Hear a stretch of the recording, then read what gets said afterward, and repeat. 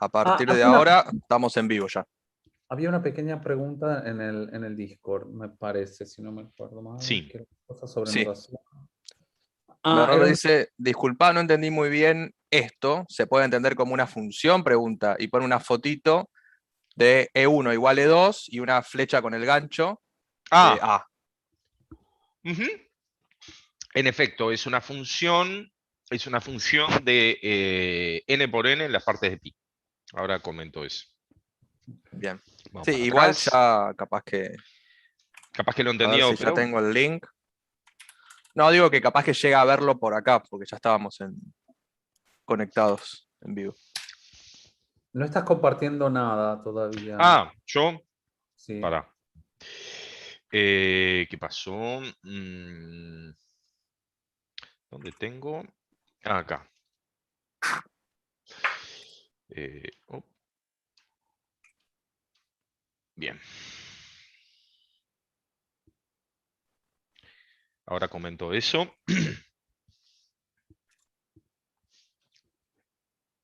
Bueno, tenemos un espectador por ahora. Debería esperar un cachito más. Sí, sí, sí, sí, sí.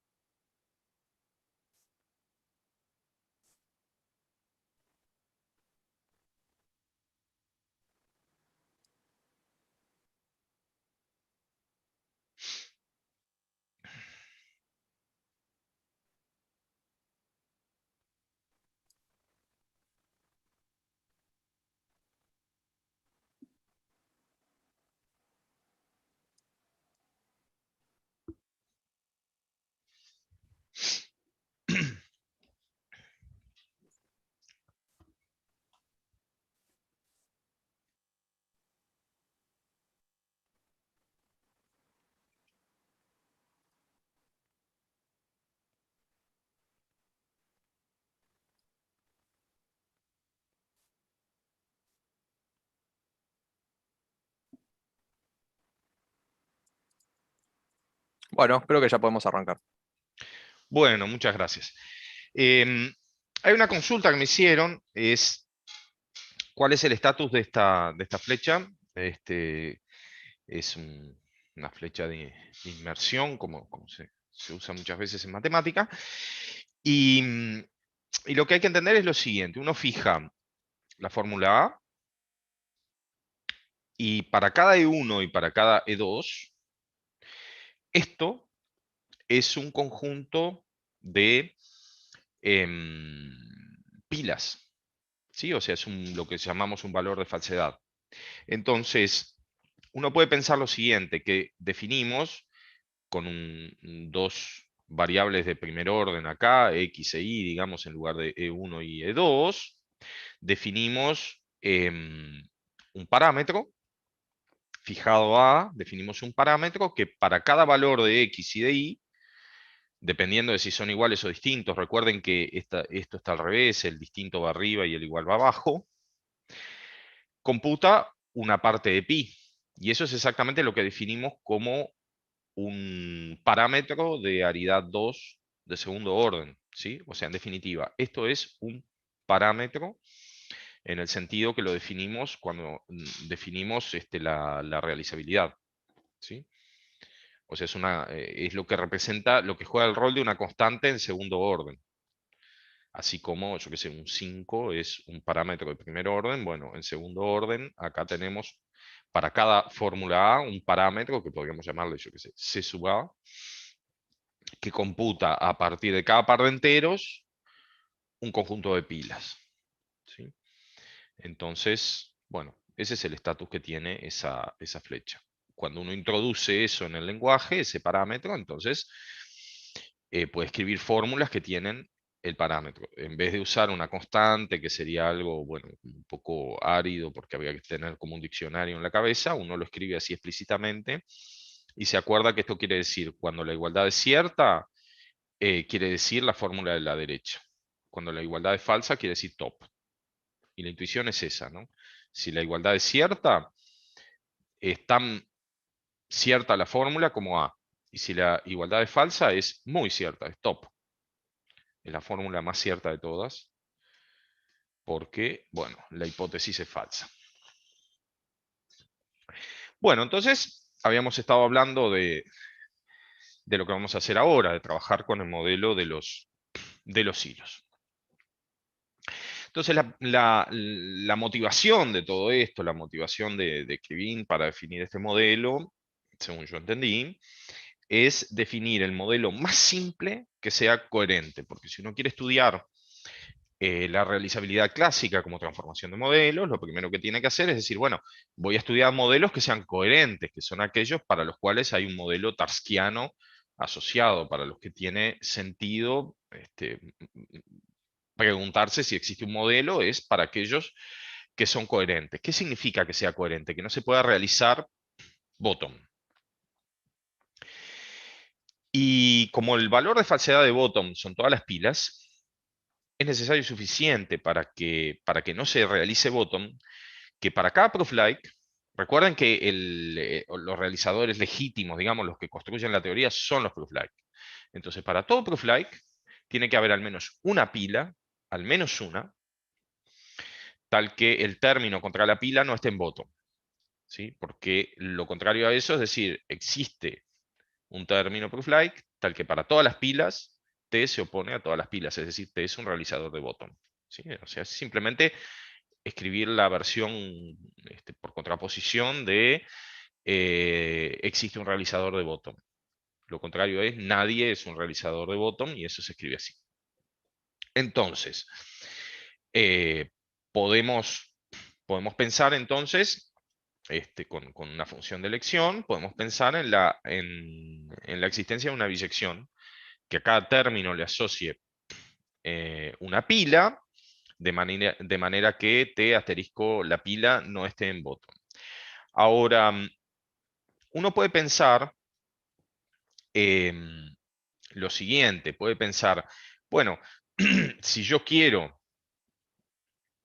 trabajar con un modelo que sea consistente, me basta con que los términos no se opongan a todas las constantes de pila. ¿Por qué? Porque, bueno, porque en definitiva, digamos, como la regla push me permite cuando tengo aplicaciones empujar términos hacia la pila, yo puedo hablar de términos, de procesos que tienen términos en la pila, usando la versión que tiene todos los términos del lado justamente de la parte activa, digamos, del proceso, es decir, del lado izquierdo de la estrella. ¿Sí? O sea, en vez de trabajar con término contra pila, con una pila cualquiera, trabajo con pilas vacías. Y entonces lo que digo es, me voy a fijar un modelo en el cual considero una biyección que para cada proof-like le asocia una constante de pila particular. Y observen que siempre tenemos esas constantes de pila, tenemos una infinitud. Cuando trabajamos en realizabilidad, trabajamos con una infinitud de esas constantes. En realizabilidad clásica. Entonces, para cada término, bueno, una alfa T de estas que es una pila vacía esencialmente. ¿Sí? Y entonces, si yo quiero que T asterisco alfa T no esté en bottom, lo que tengo que hacer es considerar el hilo de T asterisco alfa T y pedirle a ese hilo que no esté en bottom. Entonces, si yo hago la unión de todos los hilos, con T variando en todos los proof-like, y tomo el complemento, tengo un modelo donde efectivamente ningún proof-like realiza a bottom. ¿Sí? Este modelo es coherente por definición. O sea, nosotros veníamos trabajando en modelos de hilos donde trabajamos con un hilo, con 2, con 3, con 4, construíamos una secuencia de hilos y siempre la idea es, como los polos estos tienen que ser cerrados por antirreducción, bueno, cuando uno toma un hilo tiene algo cerrado por reducción, toma el complemento cerrado por antirreducción. Si tomo un hilo, 2 hilos, 3 hilos y voy tomando los complementos, esos son todos polos legítimos, digamos, que cumplen la propiedad que tienen que cumplir. Ahora, de una vez por todas, tomo un modelo solo que tiene infinitos hilos, uno por cada proof-like. Y lo interesante es que la constante tiene información acerca de cuál es el origen, el inicio de buteo, digamos, del sistema, que es T. ¿Sí? Y como los términos son proof-like, se pueden construir constantes de pila a lo largo de la ejecución. Por supuesto, si hay un call-CC, allí en algún momento van a aparecer constantes de pila, no, quiero decir, continuaciones, debí decir. Y esas continuaciones contienen constantes de pila, pero no producen nuevas constantes de pila. O sea, todo lo que yo vaya a ejecutar siempre va a tener en el fondo de la pila alfa T. No puede cambiar, es invariante ese alfa T. No hay manera de cambiar ese alfa T. Porque la única manera de llegar a alfa T y modificarlo sería con una continuación. Pero las continuaciones que yo voy a producir son continuaciones con pilas que tienen alfa T en el fondo. Así que cuando esas continuaciones hagan su trabajo, van a cambiar la pila, pero van a respetar el fondo de la pila, digamos. El alfa T ese va a ser siempre el mismo. Entonces, el punto con esto es que todos los hilos están marcados por su constante de pila. ¿Sí? Bueno, fijamos de acá al final la CAM básica más quote. Es decir, la reducción es la clausura transitiva de estas 5 reglas de reducción. Push, pop, save, restore, que son las básicas, más quote, la regla de quote. Recuerdo lo que hace quote. Quote calcula un número entero de manera inyectiva para cada pila, calcula un número entero en su forma canónica, digamos, como entero de Krivin, y se lo pasa a su primer argumento, ¿sí? Quote de t.pi, pone a t en posición activa, le pasa como primer argumento el número de la pila y deja la pila. Entonces, las reglas son esas 5 y lo que voy a tomar es la menor relación de reducción que satisface esas 5 reglas. Bueno, los hilos son 2 a 2 disjuntos.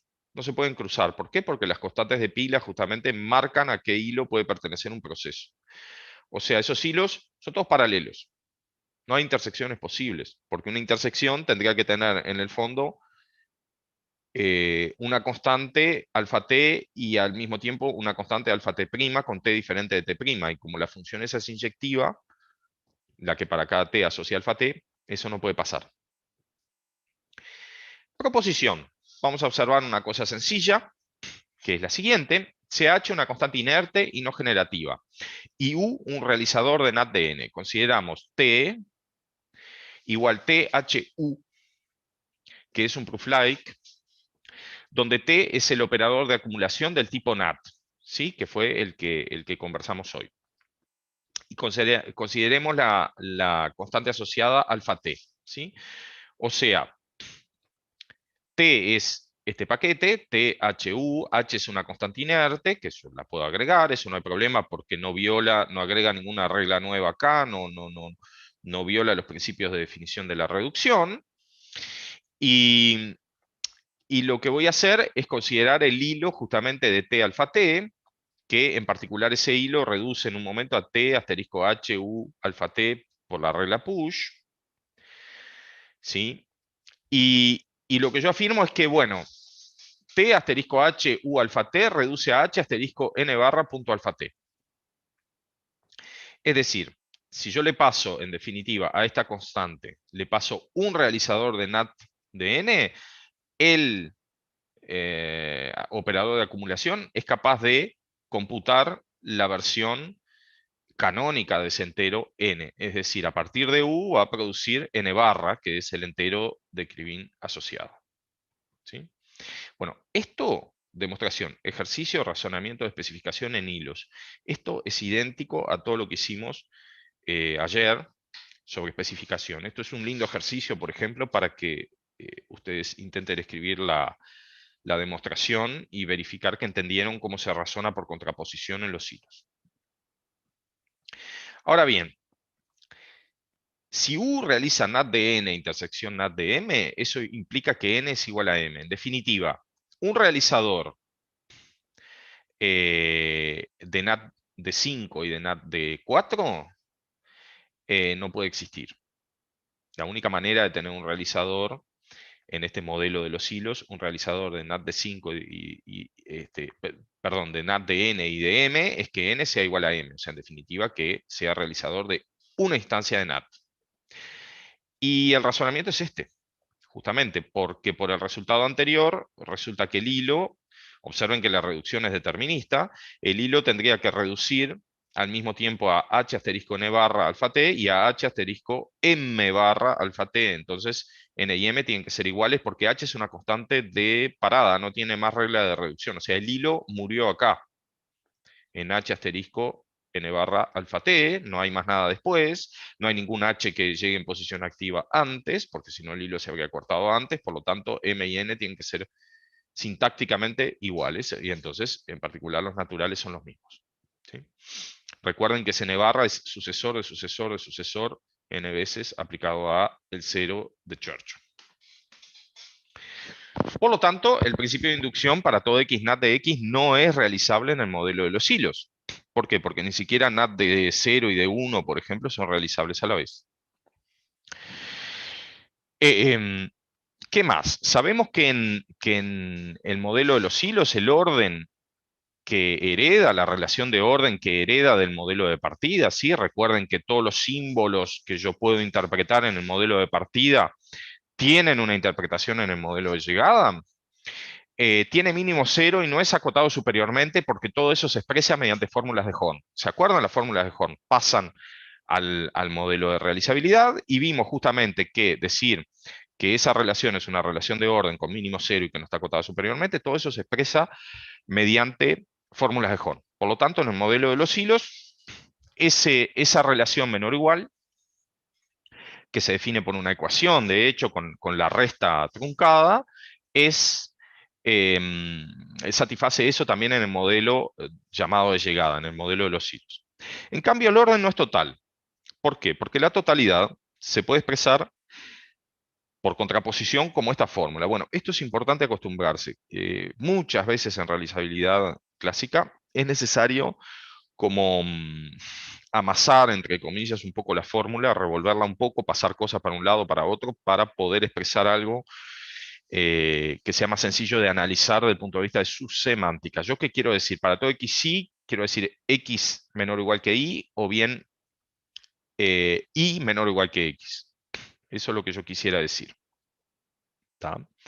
Entonces, la totalidad, si quiero expresar la totalidad, yo querría decir eso, pero también lo podría decir de esta manera, que si x no es menor o igual que y, e y no es menor o igual que x, entonces llega una contradicción. ¿Sí? Entonces, esa fórmula que está escrita ahí expresa la totalidad.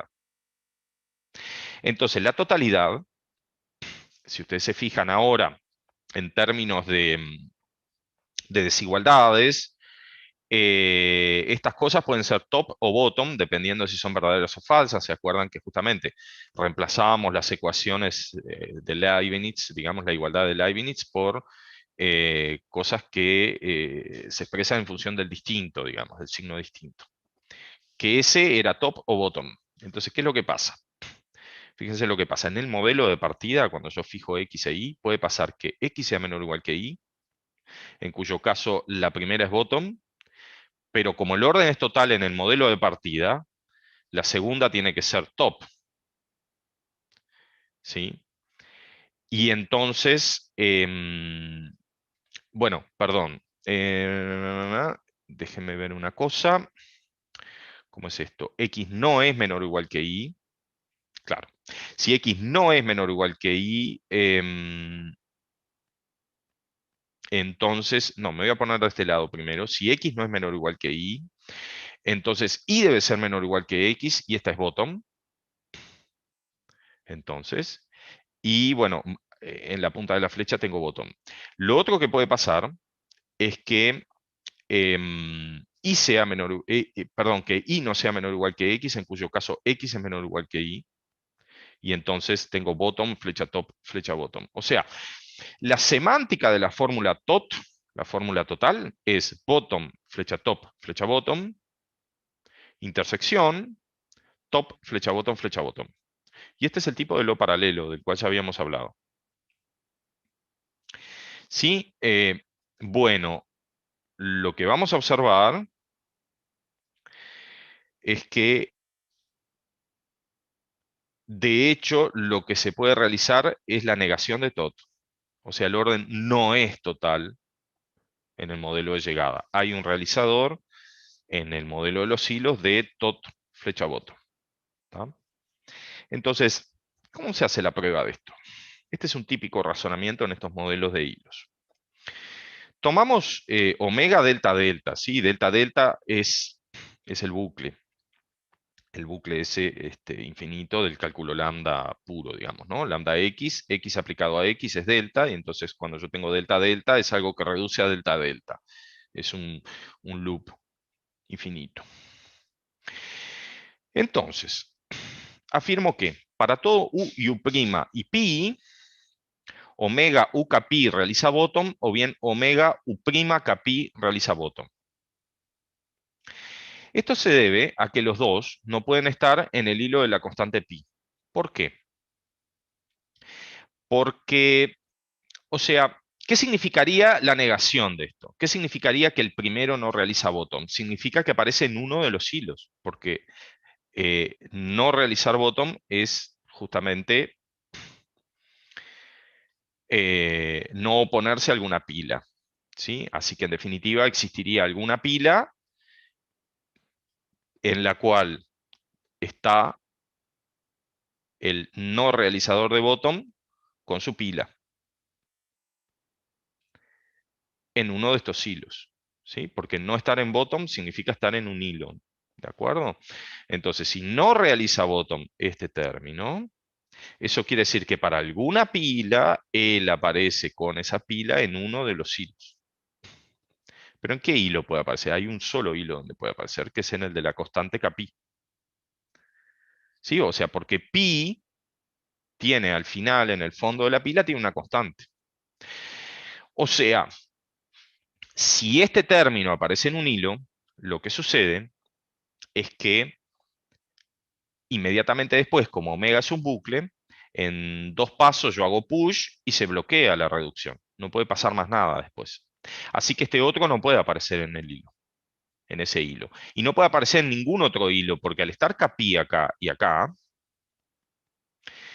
la única manera de que un proceso que contiene este término aparezca en un hilo es que aparezca en el hilo que corresponde a Kpi. ¿Se dan cuenta? O sea, la gracia de marcar todos los hilos con una constante es que, por ejemplo, un proceso que contenga un Kpi, a lo sumo puede estar en un hilo. Hay un solo hilo que puede aceptar a ese proceso, digamos. Los demás no están.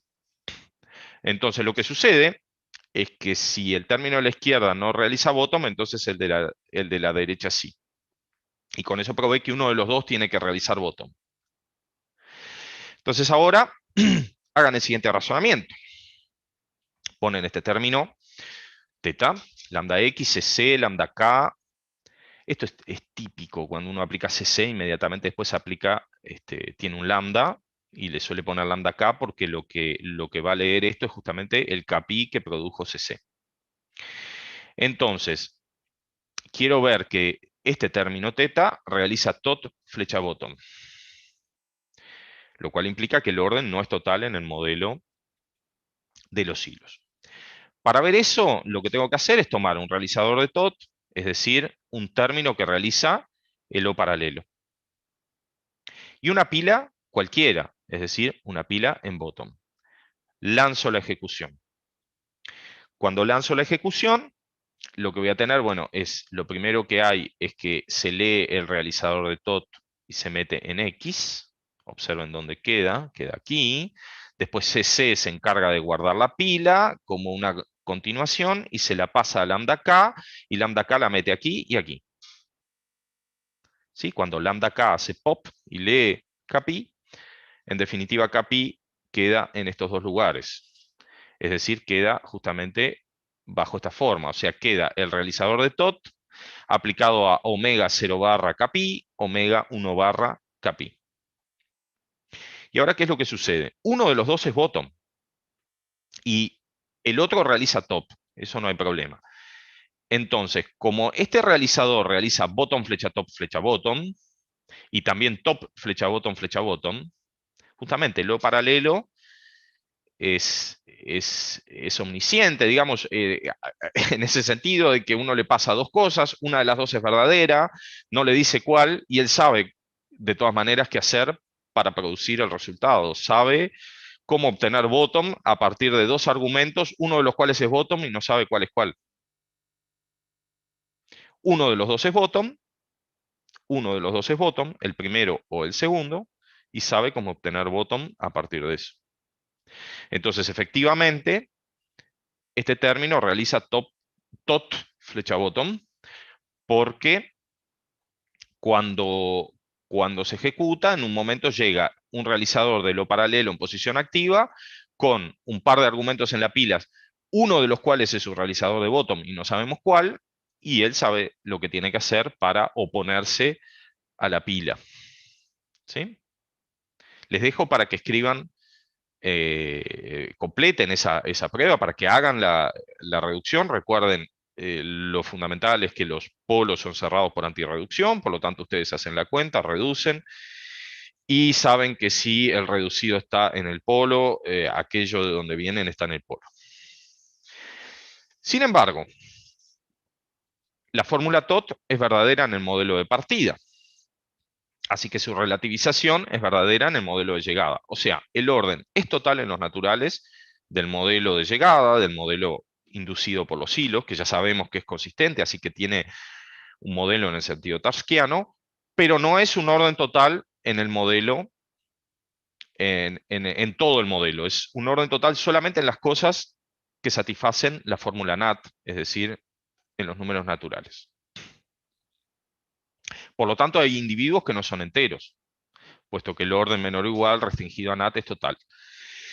Pero en todo el modelo no lo es. Bueno, en realidad ya sabemos por qué no se puede realizar para todo X NAT de X, pero digamos, otra manera de convencerse es esa, dado que el orden en el modelo todo no es total, pero en NAT es total. Bueno, fíjese una cosa, el mínimo y el máximo del modelo de base definen un reticulado distributivo en el modelo de los hilos. Sí, estoy usando todo el tiempo como sinónimo bottom TH de la teoría y de un modelo de Tarski de esa teoría que ya sé que es consistente. Miren lo que pasa. Yo puedo agregarle al lenguaje un símbolo de función para el máximo y otro para el mínimo, y lo voy a anotar como sub e inf, porque justamente porque en el modelo de llegada ya no va a ser un máximo, porque el orden no es total, ni un mínimo, pero va a ser un supremo y un ínfimo. Eso yo lo puedo definir en el lenguaje, puedo decir qué cosa es ser un mínimo, qué cosa es ser un máximo. Bueno, en definitiva yo puedo agregarle un símbolo de función a la teoría, que es ese. Ahora, ese símbolo de función, bueno, de hecho no me interesa definirlo justamente como máximo, no, perdón.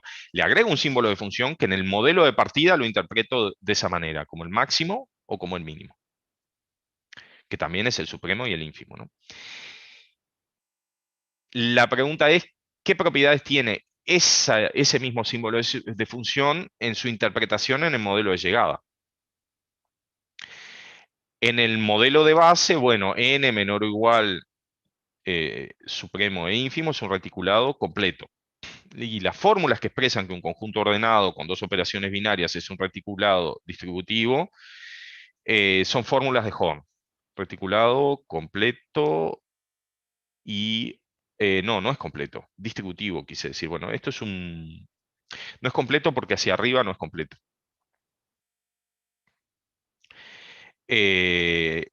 pero sí es distributivo, es un reticulado distributivo. Eso lo tengo que corregir acá, ¿eh? Perdón, esto acá donde dice completo es distributivo. Y es exactamente lo que yo quiero concluir abajo.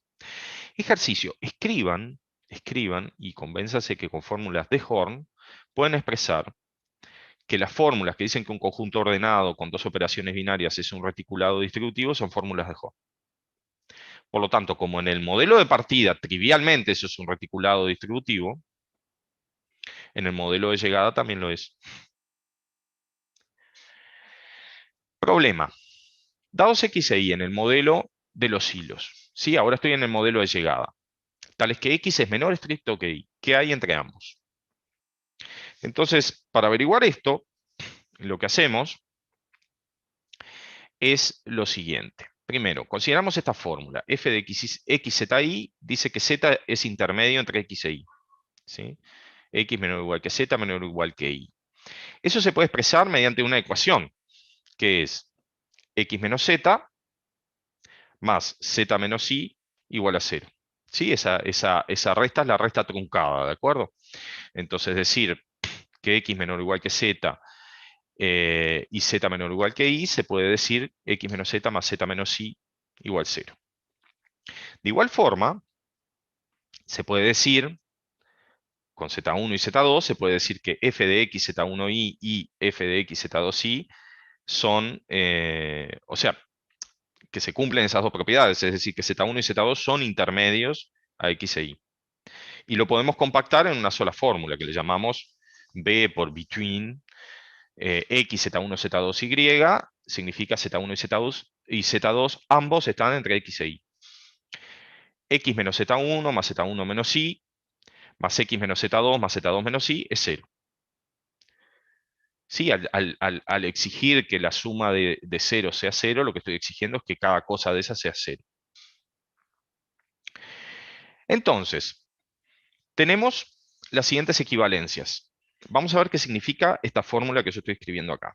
Escribo. Para todo xy, x menor que y implica que existe z1 y z2, tales que z1 no es menor o igual que z2, z2 no es menor o igual que z1, y z1 y z2 están entre x e y.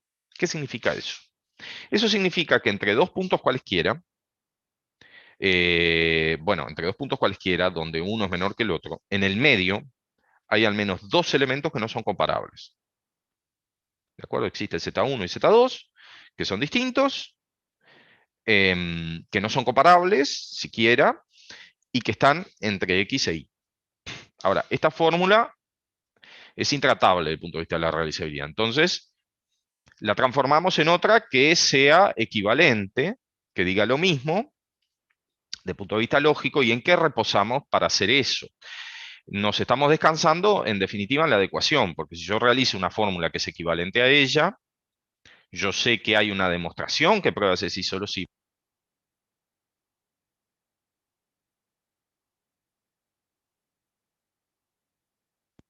Quien realiza una, realiza la otra.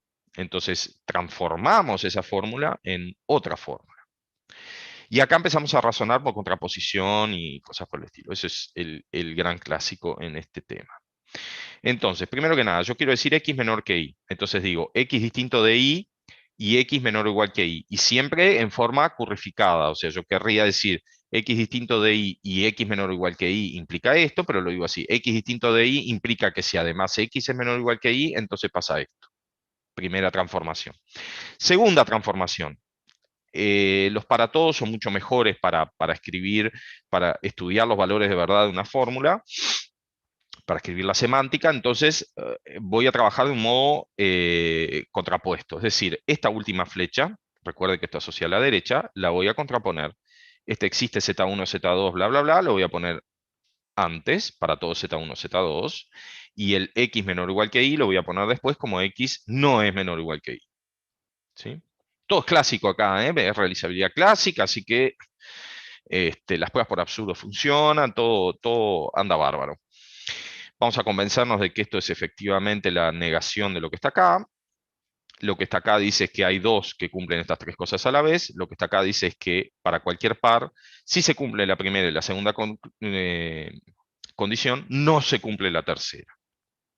no se cumple. Acá dice no B de xz1, z2, y. Entonces, efectivamente, transformé esta fórmula, que era intratable, en una fórmula que se puede manejar en términos de las definiciones primitivas de la realizabilidad con el para todo y estos predicados que ya lo sabemos manejar. Y todas estas fórmulas expresan que si x es menor que y, entonces existen z1 y z2 intermedios que son comparables. Entonces, vamos a ver de nuevo en acción los hilos, cómo es que nos permiten probar que esto es cierto. Es decir, es realizable. Por lo tanto, yo voy a razonar en el modelo de partida para convencerme de que hay un término, proof-like, que realiza esta fórmula 1, y por lo tanto en el modelo de llegada, eso es cierto. Entonces, lema, tenemos un lemita muy parecido al que recién vimos.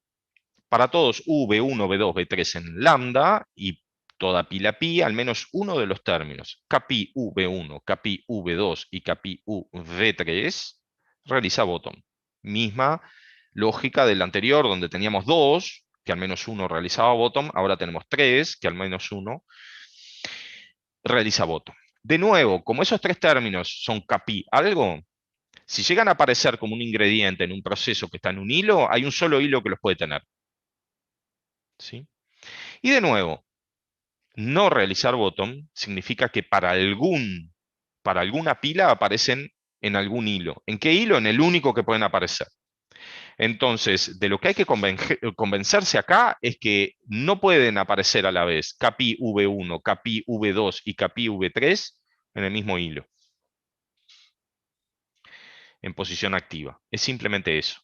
Entonces, al menos uno de los tres no está en ese hilo, y por no estar en ese hilo no está en ningún hilo. Y por lo tanto, realiza bottom. ¿Sí? Todo el tiempo son como razonamientos por contraposición, porque el modelo, el polo está construido por contraposición. ¿Sí?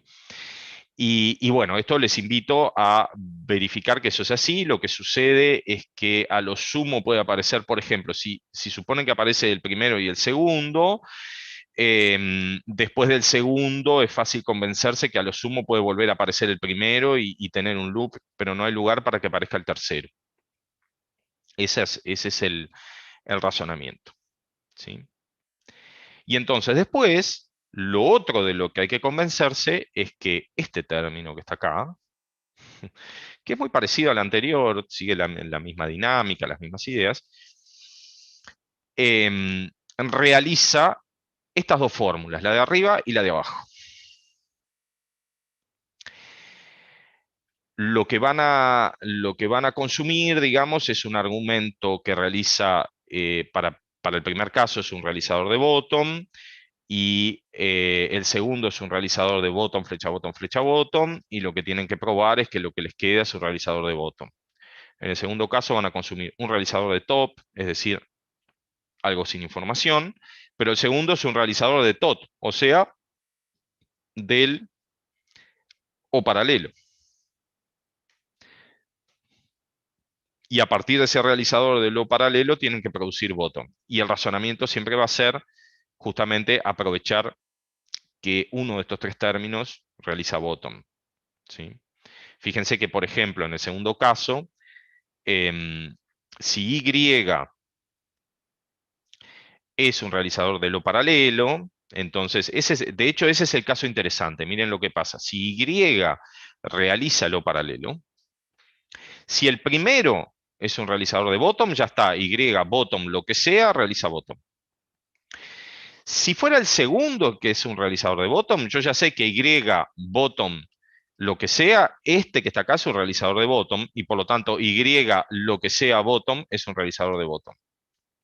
Y lo mismo si este fuera el último, el que está marcado con el 2, fuera un realizador de bottom, entonces Y lo que sea realizador de bottom es un realizador de bottom, y ahora Y con lo que sea y bottom da bottom, y entonces, en definitiva, discutiendo por casos, tienen que, y X no jugó ningún rol, ¿verdad? Es simplemente algo que viene a parar acá. Este X es útil en el primer caso.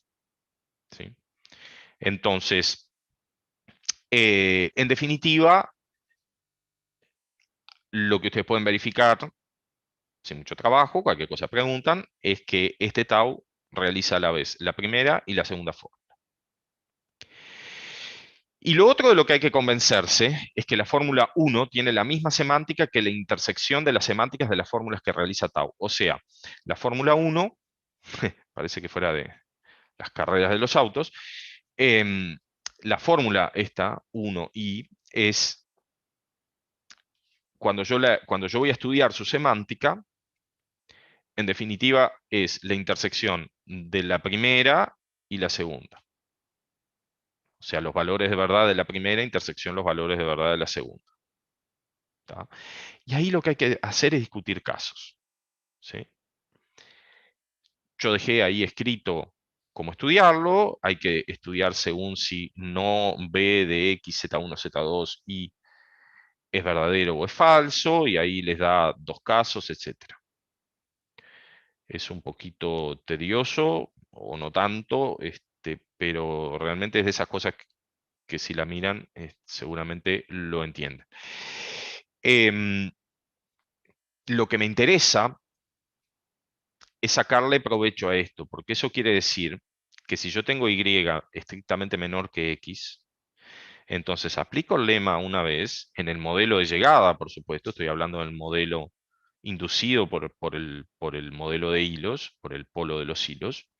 Entonces hay dos puntos intermedios. Pero si ahora yo aplico de nuevo el lema entre Y y uno de estos puntos, por ejemplo, el Z11, aparecen dos puntos intermedios de nuevo. ¿Qué es lo que tengo? Tengo una cadena infinita descendente de puntos. Así que este orden, esta relación menor, tiene cadenas infinitas descendentes. ¿Sí? O sea, no es una relación bien fundada. Ella no es una relación bien fundada. Ojo, tampoco viene dada por una ecuación, ¿verdad? Porque el menor estricto ya no es una ecuación, es el menor igual el que es una ecuación. Entonces, lo que sucede, después le vamos a sacar el jugo a esto, es que esto se va a levantar a nivel de los cardinales y vamos a tener algo bastante sorprendente como propiedad a nivel de los cardinales, justamente de los cardinales que viven en el continuo.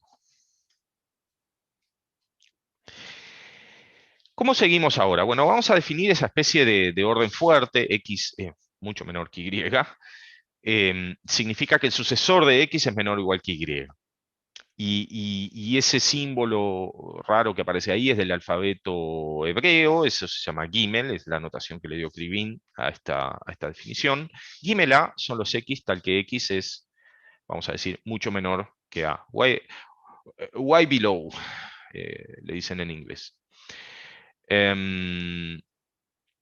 Entonces, Gimel A son las cosas que son mucho menores que A.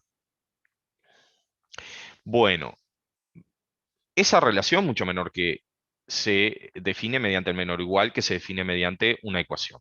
Primera observación.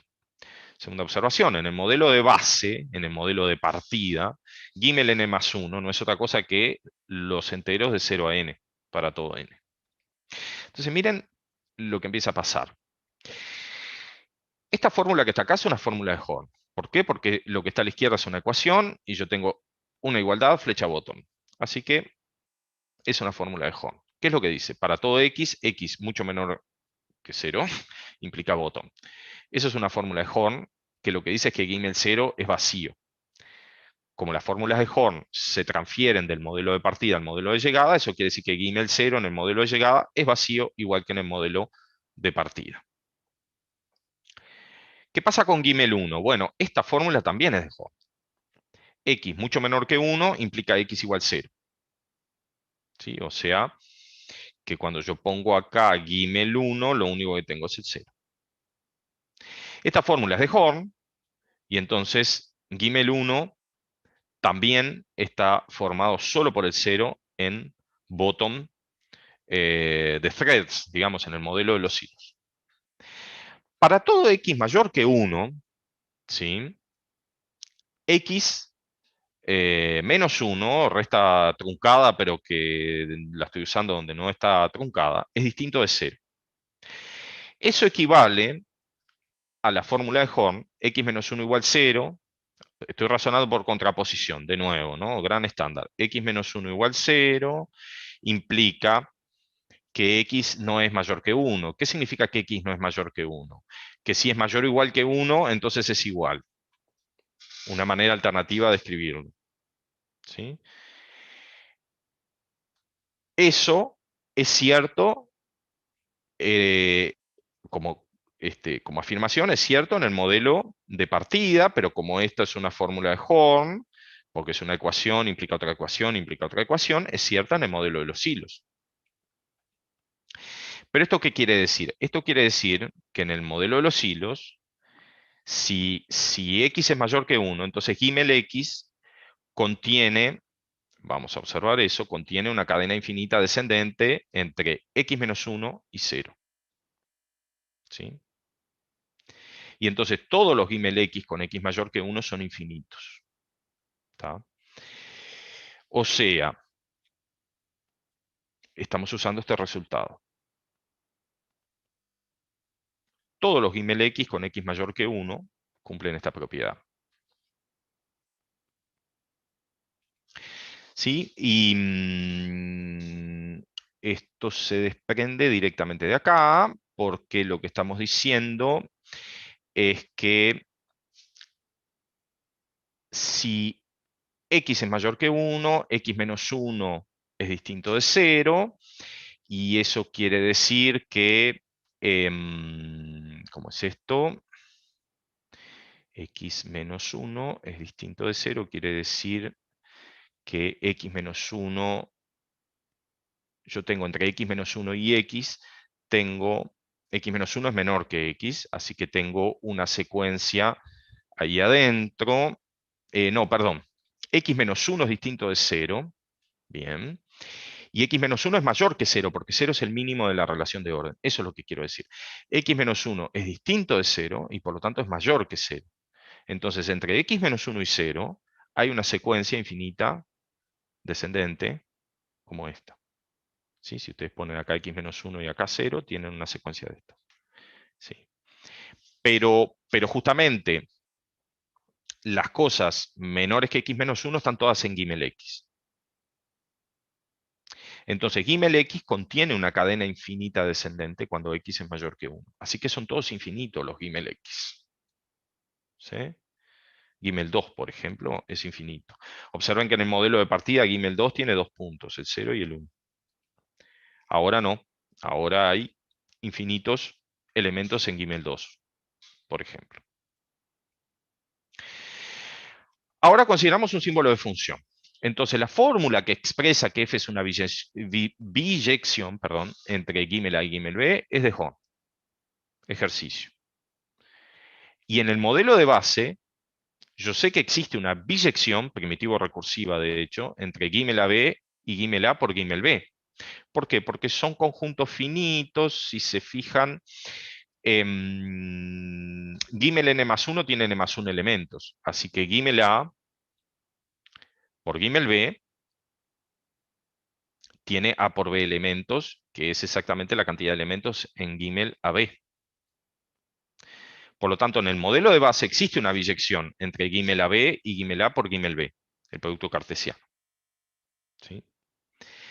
Pero como ser una biyección entre Gimel AB y Gimel A por Gimel B es una fórmula de Horn, esa fórmula también vale en el modelo de los hilos. O sea, lo que estoy diciendo es, esa biyección, cuando yo la interprete en el modelo de los hilos, también es una biyección entre Gimel AB y Gimel A por Gimel B. Bueno, pero dados A y B, donde A es mucho menor que B, no existe una función sobreyectiva de Gimel A en Gimel B. Y entonces, acá les comento un sketch, digamos, de la prueba. Se Z una variable de segundo orden de aridad 2, y uno puede expresar, fíjense que para hablar de la existencia o no de una función, lo único que tengo en el lenguaje, porque necesito cuantificar, si quiero decir, no existe un z tal que bla, bla, bla, o para todo z tal que bla, bla, bla, Entonces bottom, que es lo mismo, necesito cuantificar. Y yo sé cuantificar en variables de primero o de segundo orden. Una función es un objeto de segundo orden, eso está claro. Es una relación, de hecho. Pero entonces voy a tener que hablar de la función a través de relaciones. Y para eso tenemos que expresar qué significa que una relación sea una función. Entonces expresamos que z es una función mediante esta forma. Y expresamos que z es una sobreyección, una función sobreyectiva de Gimel A en Gimel B, mediante esta fórmula. Es decir, para todo i, esto que está acá significa i pertenece a Gimel B, existe un x, tal que x pertenece a Gimel A y z de xi. ¿Sí? Esto que está acá en verde es la funcionalidad. Por razones técnicas, justamente para poder probar la realizabilidad, escribimos estas fórmulas así. O sea, la primera, la verde, la escribimos así. A de z es para todo x, y prima, z de xi implica z de x y prima, implica y distinto de y prima, flecha bottom. O sea, lo que estoy haciendo es simplemente transformando este y igual y prima en y distinto de y prima, flecha bottom. Y la b es la que está abajo, la marrón, reescrita, bueno, también en forma contrapuesta y usando la flecha que definimos hoy, esta que se usa para las inmersiones, usualmente en lugar de la implicación. O sea, para todo i en Gimel B, quiere decir esto, entonces, o sea, reemplacé esta flecha por esta otra, y en lugar de escribir existe x, bla, bla, bla, escribo la forma contrapuesta de eso, es decir, la codificación del existencial en términos del para todo. Como estamos en lógica clásica, eso es equivalente. Y entonces escribimos, no es cierto para todo x, que si x es mucho menor que a, es decir, si está en Gimel A, entonces no sea cierto z de xi. O sea, lo que estoy diciendo es, no es cierto para todo x, no lo que está dentro, en lugar de decir existe un x tal que bla, bla, bla. Y bueno, y luego se prueba que θ realiza la fórmula para todo AB y para todo Z, A mucho menor que B, entonces A de Z, entonces B de Z, entonces bottom. O sea, en definitiva, lo que estamos diciendo es que para cualquier Z, si supongo que Z es una biyección, y si supongo que esa biyección va, perdón, es una función, y si supongo que ese z es una biyección entre Gimel A y Gimel B, entonces llego a una contradicción. ¿Sí? Es una prueba por absurdo.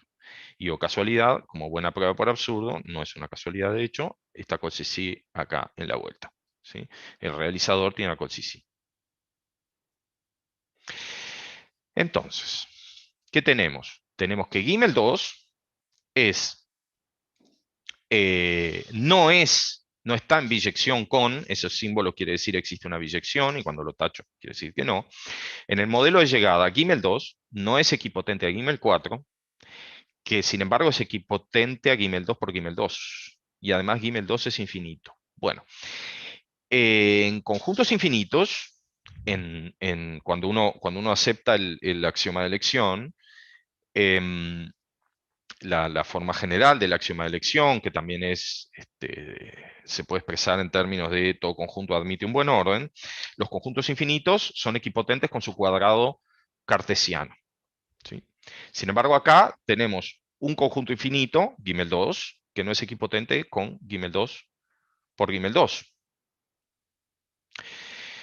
Eso lo que significa es que en el modelo en el que estamos trabajando, si bien está quot, y por lo tanto está el axioma de elección dependiente, y en particular el axioma de elección numerable, que es una consecuencia, no se cumple el axioma de elección general. También se prueba, esto no lo vamos a ver, es más técnico, pero está en el artículo de Krivin, y no recuerdo si en la exposición de Miquel estaba, pero se prueba lo siguiente, que, bueno, Gimel A se puede ver como la clausura inferior de A-1. Eso no es difícil. Pero se prueba que Gimel 2, en Gimel 2, para todo A y B, A menor o igual que B, o sea, cuando digo en Gimel 2 quiero decir A y B en Gimel 2, perdón, esto. para todo A y B en Gimel 2, A es menor o igual que B si solo si existe una función inyectiva de la clausura inferior de A en la clausura inferior de B. ¿Sí? Entonces, lo que estoy diciendo, esos son dos Gimel. O sea, son Gimel A más 1, Gimel B más 1. Lo que estoy diciendo es que para todo A y B en Gimel 2, A es menor o igual que B si solo si existe una inyección, una función inyectiva entre Gimel A más 1 y Gimel B más 1. Entonces, si 1 es menor que A, menor que B, menor que 2, tenemos que Gimel A y Gimel B son infinitos. ¿De acuerdo? Y que Gimel A y Gimel B, que están contenidos en Gimel 2, pero sin embargo, no existe una inyección de Gimel B en Gimel A. ¿Se entiende lo que digo? O sea, si yo tomo esa cadena 1 menor que A, menor que B, menor que 2, entonces A y B en el modelo de llegada, en el modelo de partida eso no existe, no hay nada ahí en el medio, pero en el modelo de llegada hay infinitas cosas. De hecho, hay una cadena infinita descendente que yo probé que existe, perdón, debajo de 2 y encima de 1. Entonces, para A menor que B, el Gimel A y el Gimel B, Gimel A se inyecta en Gimel B, pero Gimel B no se inyecta en Gimel A. Eso quiere decir que como cardinales no son comparables. El conjunto Gimel B es estrictamente más grande que el conjunto Gimel A. Y como Gimel 2 admite justamente una cadena descendente infinita de puntos, entonces esto determina una cadena infinita, Gimel XN, todos infinitos y tales que para todo natural están todos encajados, ¿no? O sea, tengo una cadena infinita descendente entre Gimel 2 y Gimel 1. Una cadena infinita descendente de Gimels, todos ellos infinitos. Entonces, conclusiones. En el modelo de los hilos vale el axioma de elección dependiente porque, bueno, ya sabemos que tenemos quot, pero no vale el general. Y encontramos dentro de Gimel 2 una cadena infinita estrictamente decreciente. Bueno, lo que ya les comenté. Pero además, otro teorema, que no lo vemos, eso ya es bastante más pesado, pero que es interesante entender. No es tanto más pesado tampoco, pero es más trabajo del que venimos haciendo y más tiempo, digamos, que no tenemos. Pero digamos, existe una función inyectiva que mete al Gimel 2 en las partes de los naturales. Pero las partes de los naturales es el cardinal de continuo. ¿Sí? Entonces, en definitiva, lo que tenemos es que la hipótesis del continuo, no solamente estamos probando que existe un modelo donde falla la hipótesis del continuo, donde es cierto el axioma de elección dependiente, falla la hipótesis del continuo, pero además existen infinitos, no es que puse un cardinal en el medio, existen infinitos conjuntos, todos ellos infinitos intermedios entre el cardinal de los naturales y el cardinal de los reales. ¿Sí? Por ser infinitos son todos mayores o iguales que el cardinal de los naturales, ese es el más chico de todos, los infinitos. Pero yo lo que logré meter entonces es una cadena infinita descendente de cardinales en el medio entre el cardinal del continuo y el cardinal de los naturales. Yo digo Krivin, pero quiero decir lo que les conté, y por eso quedé así como el del macaquito del dibujo. Es algo muy loco, ¿no?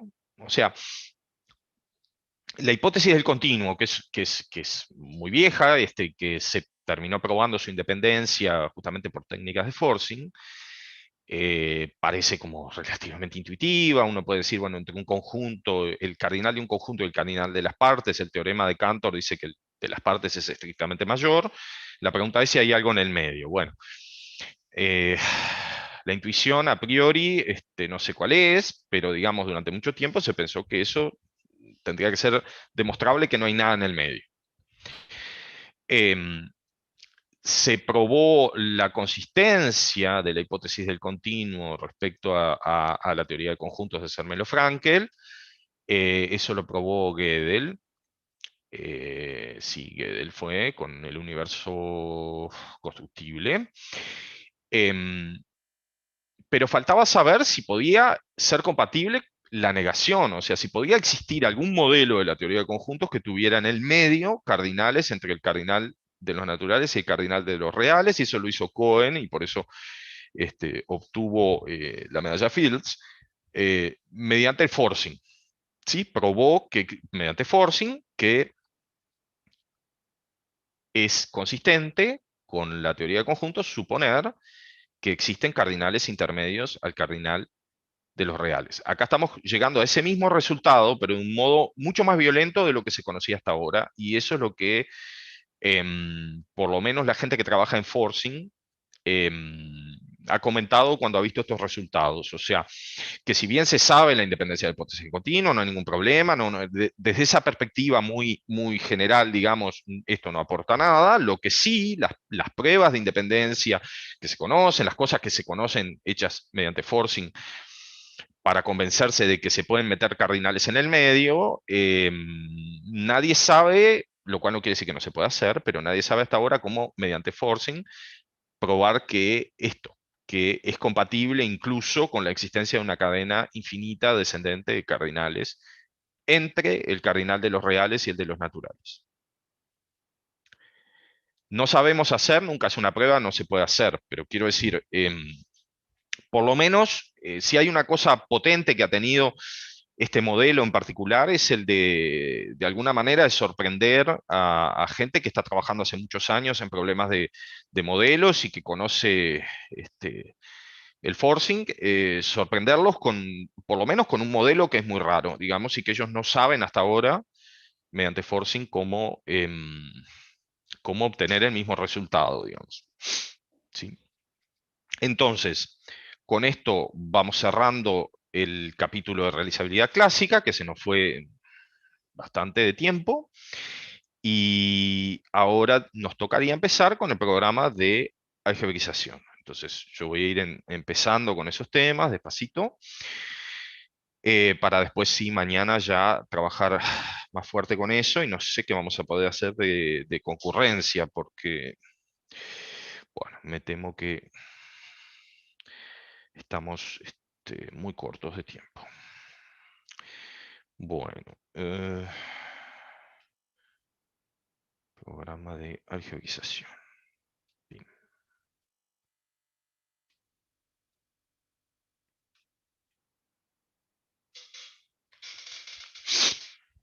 Bueno, vamos a empezar en el ratito que nos quedan tipo 15 minutos, una cosa así, a conversar de estas cosas, ¿sí? Y para eso tenemos una cuestión pendiente, que es hablar de topos efectivos, porque es un poco, si se quiere, un disparador de todo este tema de la algebraización, de la realizabilidad. Bueno, este slide ya lo vieron, es el de el cálculo lambda. Así que no hay nada nuevo, simplemente les comento intuitivamente qué cosa es el cálculo lambda. Una pregunta que estuvo abierta durante mucho tiempo es si existe un modelo matemático del cálculo lambda. ¿Sí? O sea, el lambda cálculo admite polimorfismo. ¿Sí? O sea, por ejemplo, la identidad, no hay una identidad para cada tipo.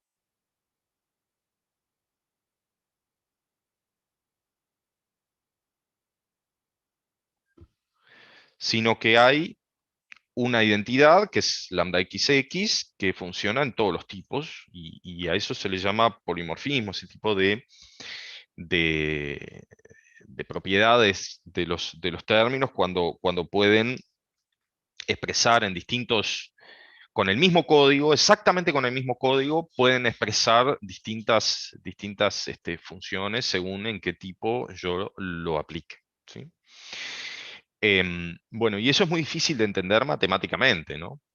O sea, el tener una función identidad que es como una identidad universal, una identidad que sirve para todo, para cualquier espacio, y el polimorfismo en general es difícil de entender matemáticamente. Entonces, podemos pensar en el cálculo lambda puro o en el cálculo lambda tipado a la Girard-Reynolds con el sistema que se llama sistema F, que es un sistema de segundo orden en el que no hay primer orden, digamos. O sea, es proposicional cuantificado universalmente. ¿Sí? Eso está en el libro de Krivine que les mencioné hoy.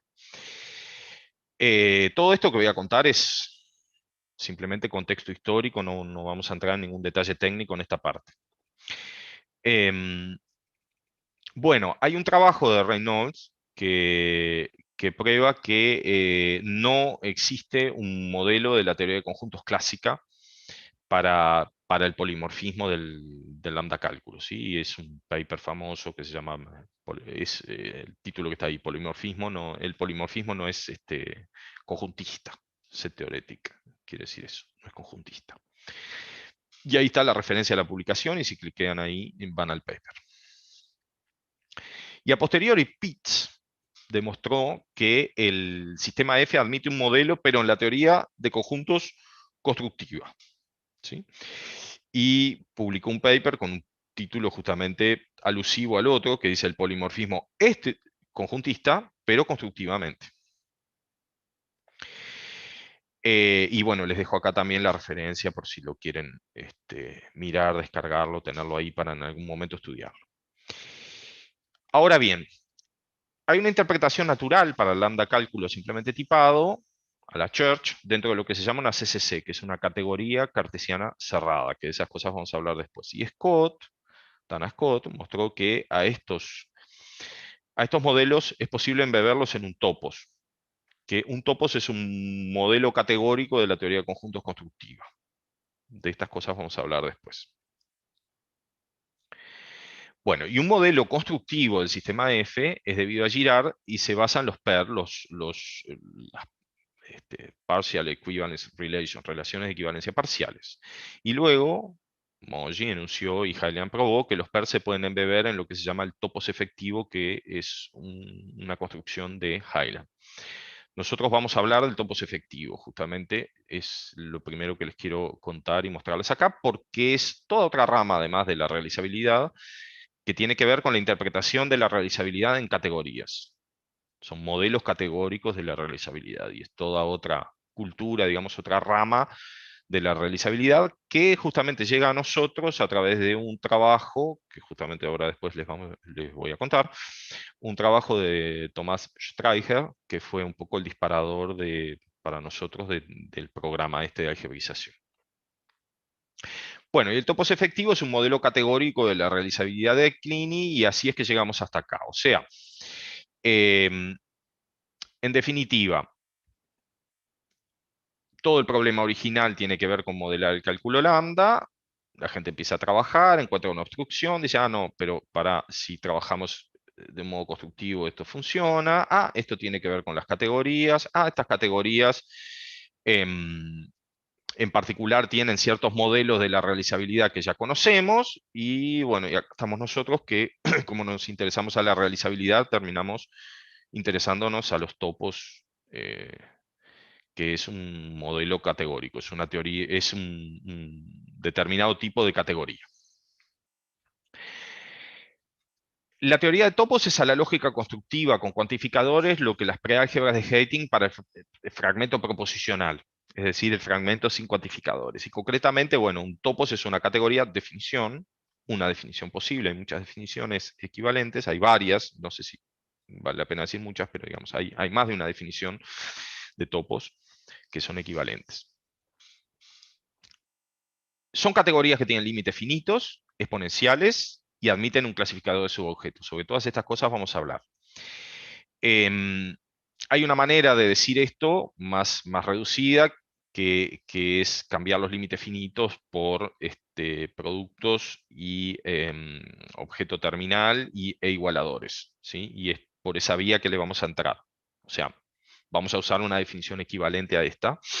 Y los exponenciales tienen que ver, sí, cuando digo límites finitos, bueno, permite en particular expresar productos y coproductos. Por ejemplo, los productos son productos cartesianos y los coproductos son como uniones disjuntas, intuición conjuntista.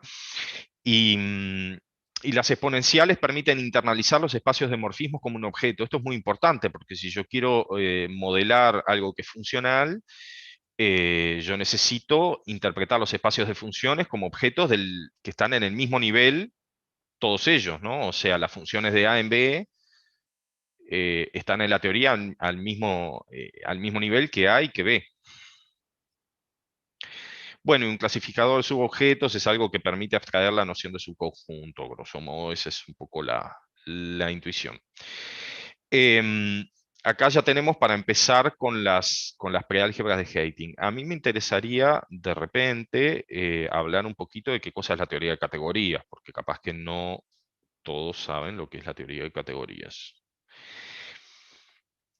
La idea con la teoría de categorías es la siguiente. Ustedes ven en matemática, yo voy a hacer como una pequeña introducción de motivación simplemente. Ustedes ven en matemática distintas teorías en las cuales aparecen ciertos conceptos que son como conceptos muy ubicuos, digamos, al trabajo en matemática. En particular, uno define determinadas estructuras matemáticas, que pueden ser estructuras algebraicas o topológicas, o lo que sea, y estudia lo que se llaman las transformaciones, los morfismos entre esas estructuras, ¿sí? Entonces, por ejemplo, mi ejemplo clásico, el de la teoría de grupos, uno estudia, bueno, los grupos y estudia los morfismos de grupos. ¿Qué son los morfismos de grupos? Bueno, son las funciones de un grupo en otro que preservan la estructura, llevan el neutro en el neutro, preservan la operación, preservan los inversos. Bueno, eso es un morfismo de grupos.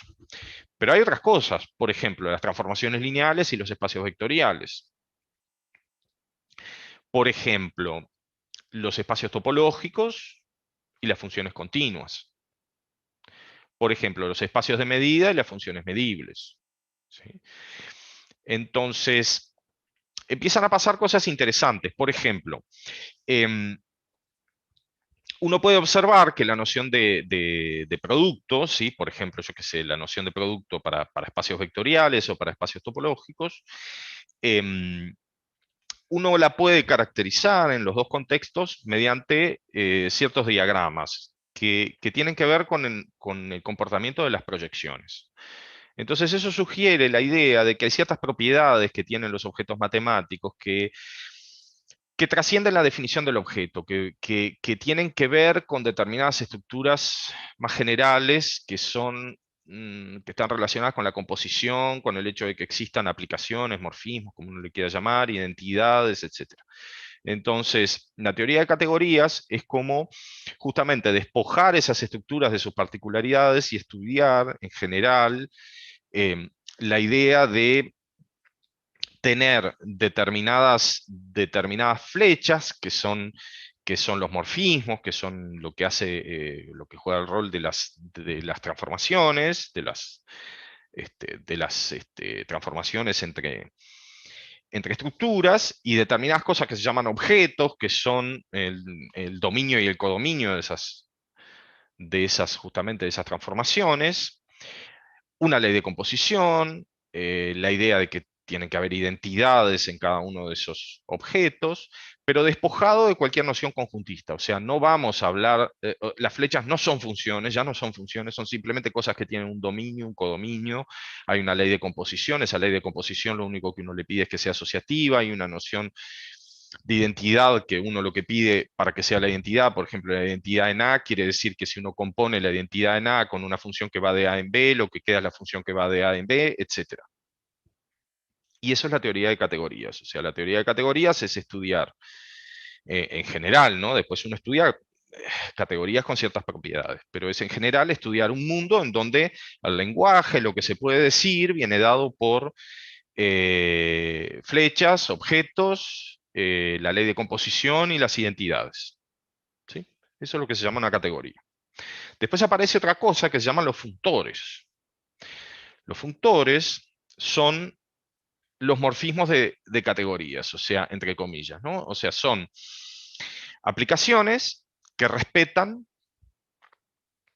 la estructura categórica, es decir, llevan flechas en flechas, llevan objetos en objetos, llevan composiciones en composiciones, identidades en identidades. Eso se llama un functor. Functor. F-U-N-C-T-O-R. Functor. Bien. Los functores, un ejemplo, por ejemplo, de functor es, para los que hayan visto esto, si ustedes piensan en la geometría diferencial, ustedes piensan en las funciones diferenciables entre variedades diferenciables, la diferencial es un funtor de la categoría justamente de las funciones o sea, la categoría donde los objetos son las variedades diferenciables y las funciones son, las flechas son las funciones diferenciables entre variedades. El funtor diferencial va de la categoría diff, digamos, llamémosle, de las variedades diferenciables con las aplicaciones diferenciables en la categoría de los espacios vectoriales. Punteada, que se llama, porque hay que fijar para cada punto, bueno, hay una sutileza técnica ahí, pero déjenme, para que pase el mensaje, digamos, general, déjenme omitir eso. La idea es la siguiente: cuando ustedes fijan un punto en la variedad, eso determina lo que se llama un espacio tangente. Ese espacio tangente es un espacio vectorial. Y la función, ustedes pueden pensar que justamente como esa función lleva un punto en la variedad de salida en un punto en la variedad de llegada, entonces pueden pensar perfectamente que le están asociando a la función f su diferencial en el punto de salida, y esa diferencial está definida del espacio tangente de salida en el punto P, digamos, al espacio tangente a la variedad de llegada en el punto f de P. Y esa diferencial es una transformación lineal. ¿Sí? Si ustedes tienen además un mapa diferenciable que es la identidad, cuando ustedes le aplican la diferencial de identidad es la identidad, y la regla de la cadena no dice otra cosa que el funtor diferencial es aplicativo, o sea, respeta la composición, quiero decir mejor, respeta la composición, o sea que cuando ustedes componen dos mapas diferenciables, el diferencial de la compuesta es el compuesto de los diferenciales. Eso es lo que uno enseña como regla de la cadena en cualquier nivel de los cursos. En definitiva, siempre es la misma cosa, es la funtorialidad del diferencial. Cuando uno explica estas cosas, cuando uno da clase de cálculo 1, bueno, en definitiva, la regla de la cadena lo que está diciendo es eso, ¿sí? Cuando uno expresa la regla de la cadena para las derivadas. Lo mismo en varias variables, lo mismo en superficies, lo mismo en general en variedades diferenciables. Entonces, ¿para qué menciono esto? Bueno, simplemente porque la teoría de categorías es algo muy ubicuo en la matemática y que está muy llena de ejemplos y de cosas, de razonamientos que uno muchas veces hace en un contexto particular, pero que funcionan en contextos mucho más generales. Y a mí una de las cosas que siempre me sorprende con la gente que trabaja en categorías es el poder de síntesis que tienen. ¿Por qué? Porque justamente están acostumbrados a generalizar esos razonamientos y de repente en un contexto en el que es muy difícil de repente darse cuenta de que cierta propiedad se cumple, ellos dicen, no, pero lo que pasa es que tu categoría satisface estas condiciones y por lo tanto hay una construcción que hace esto. ¿Sí? Entonces, hay todo un mundo de gente que se dedica a esas cosas, entre ellos está Martin Heile, ¿sí? Que es el creador, que definió el topos efectivo. Entonces, eso como para introducir el tema. Entonces ahora que hablamos un poquito de categorías, les cuento que los órdenes, el axioma de la composición en definitiva es como un preorden, porque uno lo que dice, piensen en lo siguiente, y eso es lo que tengo escrito acá. Acá, en realidad. Bueno, primero, vamos a hablar de las preálgebras de Heyting. ¿Qué son las preálgebras de Heyting? Es tener una relación menos igual que es un preorden. ¿Qué significa que sea un preorden? Que es reflexiva, transitiva, pero no antisimétrica, que tiene un top, que tiene un bottom, que tiene un ínfimo, que tiene un supremo, o sea, es un reticulado, y un objeto exponencial. ¿Qué es un objeto exponencial? Bueno, fíjense, yo tomo un X y tomo un Y, y esto me da un nuevo elemento en H, que es X flecha Y. ¿Cuál es la intuición de eso? Bueno, X flecha Y es un espacio de funciones, y lo que estoy diciendo es que en H, o sea, si yo considero X y considero Y, el espacio de las funciones de X en Y está en H. Yo no me salgo de H, no tengo que saltar a un orden superior para poder hablar de las funciones. esa es un poco la intuición. Que sea un objeto exponencial, ahora vamos a ver, eso en realidad es una jerga categórica, tiene que ver con que uno puede internalizar justamente en la categoría lo que se llama el home set, es decir, el conjunto de flechas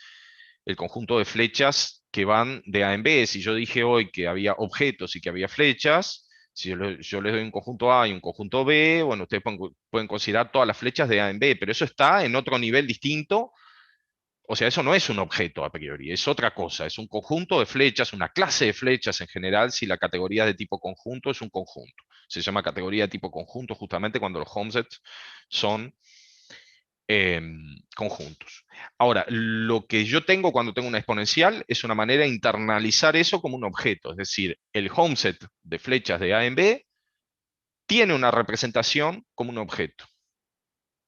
Y eso se corresponde a que, bueno, por ejemplo, en los tipos del cálculo lambda, yo necesito que cuando tengo el tipo A y el tipo B, que el tipo A flecha B no esté en un universo paralelo. Necesito que esté en el mismo lugar que están A y B. O sea, tener en el mismo nivel todas esas interpretaciones y que cada vez que pongo una flecha, las cosas sigan viviendo ahí. ¿Sí?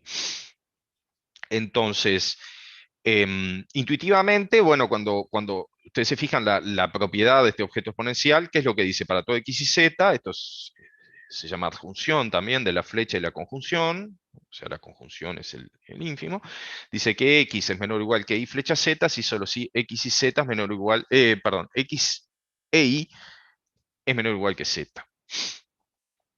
Entonces, lógicamente esto es el lema de deducción, hay que pensar que este menor o igual es como un símbolo de tesis, digamos, de consecuencia lógica, y entonces lo que estoy diciendo es que probar que de x se deduce y implica z es lo mismo que asumir y además de x y probar z.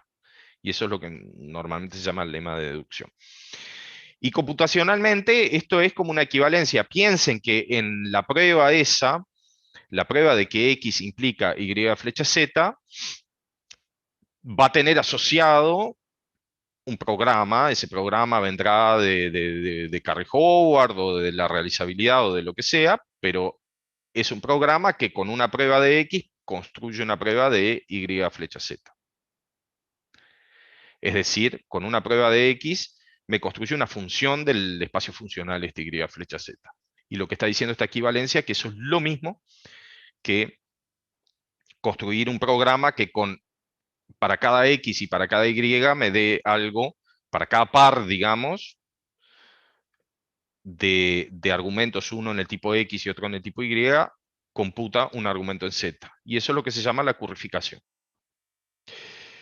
Bueno, no sé, estamos un poquito pasados. Lo último que quiero decir, antes de meternos ya en más detalles, es que hay una manera categórica de pensar las preálgebras de Heyting, porque los preórdenes ya se pueden pensar en términos categóricos. Y hay todo un diccionario que permite pasar de un lado para el otro. O sea, una preálgebra de Heyting es lo mismo que una categoría con ciertas propiedades y viceversa, da una categoría de estas características. Esto es una preálgebra de Heyting. Bueno, las categorías, a veces los objetos pueden ser en general una clase, digamos, suponiendo que fuera un conjunto el espacio donde están los objetos, entonces efectivamente serían equivalentes las dos definiciones. Pero la categórica a priori es más general porque podría ser una clase propia, lo que se llama una clase propia.